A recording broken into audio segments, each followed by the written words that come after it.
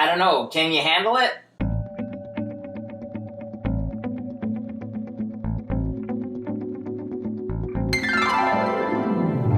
And welcome back to Cliffieland. This is weekend country number 87 on our second attempt of cooking the food of every single country in the world. And tonight we're up to the nation of Kenya. Kenya is located in East Africa on the equator. It borders the Pacific Ocean and Lake Victoria and has land borders with Tanzania, Uganda, South Sudan, Ethiopia, and Somalia. Its cuisine is complex since the nation is home to a variety of different cultures and there's no one national dish, though we did try to pick things that can be found pretty much throughout Kenya. But to get into this, we need to talk about what we did last time. Well, last time we did 4 separate dishes, which can be found throughout Kenya, starting with the Nyama Choma, which technically is Swahili for roast meat. I managed to grill beef outdoors, even though I did get rained on. Came out okay. We served that with sukuma wiki, which is Kenyan greens simmered with tomatoes. That came out okay. I wasn't really crazy about the kale. We're not doing that one this time, unfortunately. We served that with Irio, which is a Kikuyu dish. In Kikuyu, I think it just basically means food, but this is a mashed potatoes, peas, and corn dish. That was sort of the star of the night. Really like the sweetness of the corn. And lastly, we made ugali, which is sort of like a polenta-like dish, which is made with meal. It can be made with cornmeal or sorghum or millet or cassava. Make that coarse cassava flour. We made it with the cornmeal. It was basic. It has a variety of different names throughout Africa. In most of Kenya, it's known as ugali. But this time, we're attempting 3 and accomplishing 2 of these dishes. More on that in a moment. Once again, we're trying the Nyama Choma, and this time we did manage to find goat meat, goat legs specifically for it. We weren't able to grill because the grill wasn't working outdoors in the rain, and we wound up doing it in the oven.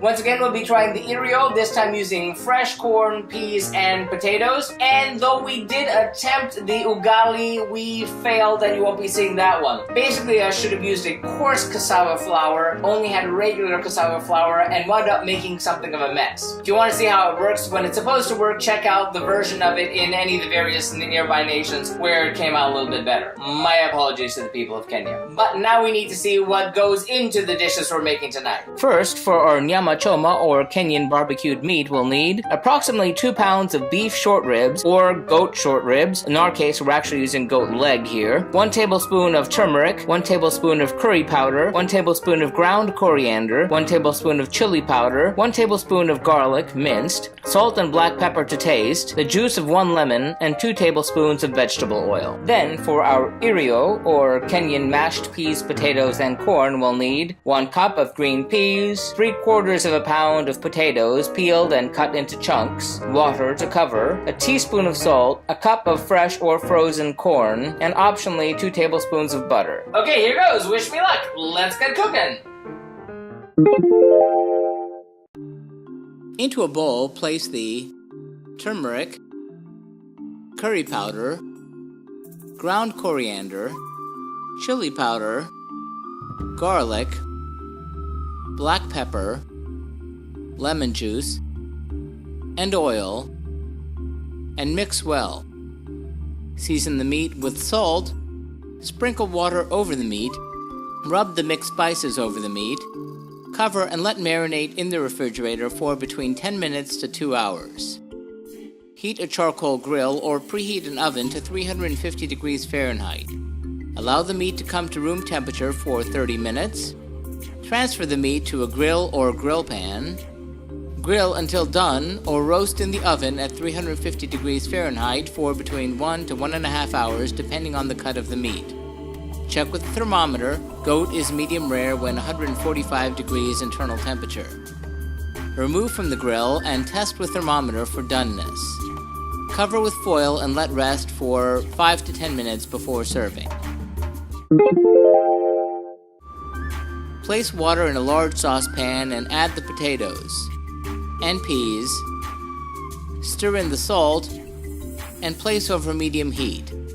Bring to a boil, then reduce the heat to simmer until the potatoes are cooked through, about 15 to 20 minutes. While the potatoes and peas are cooking, in a separate saucepan, place salted water and add the corn, and simmer for about 10 minutes. Drain the corn and set aside. Drain the peas and potatoes, and mash the potatoes and peas with a masher or run them through a ricer. Mix in the butter, add in the corn, Mix, taste, and adjust seasonings. Plate servings of the meat. Plate servings of the Irio. And serve hot.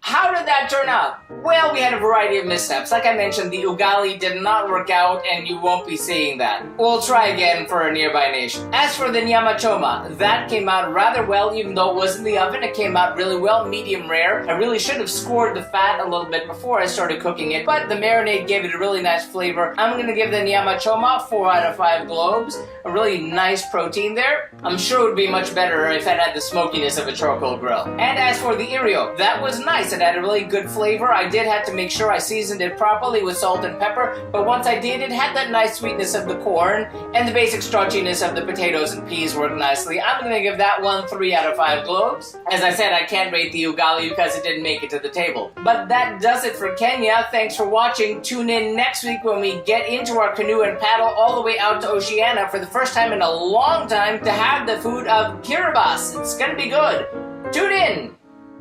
And remember, if you'd like to see our streams live when they happen every Tuesday night, be sure to follow us on Periscope or Facebook Live. Like and subscribe to be advised when these videos are posted. Remember, links to the original recipes can always be found in the About section. And if you have any thoughtful feelings or helpful suggestions about the food that we're cooking, let us know in the comments. Thanks for watching and happy eating!